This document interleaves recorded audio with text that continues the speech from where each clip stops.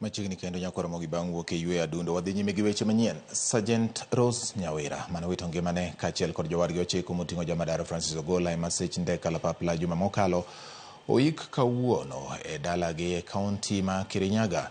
Chenro mar ikne ne opong' gi lit kod kuyo ka joma ne ochopo ne oywage kaka jal mane kod chia kendo mane ochiwo ngimane mar tiyo ne piny Kenya.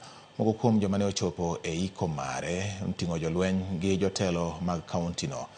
Sajet Nyamira ibiro ik odiechieng' ma kiny e dalagi manitiere Kirimunge e kaunti onogo ma Kirinyaga.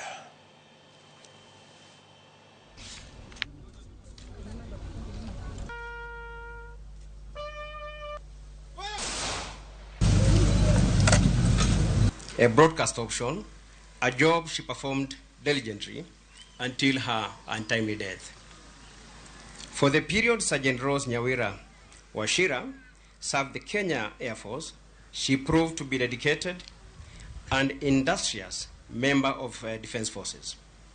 Her untimely death will no doubt be felt by both members of your family as well as those of the entire service. On behalf of all officers, service members of the Kenya Air Force and their families, I convey my most heartfelt condolences to you. Your demise hurts. Your demise hurts more to imagine you will not be around to see your son grow.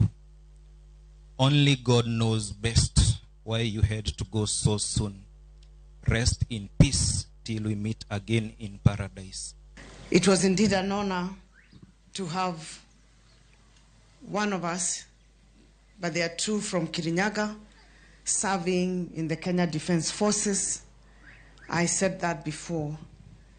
We have been here represented in the family meetings, and therefore I won't say much, because in times like this, there is really no words that you can tell anybody other than to be present and to show your solidarity.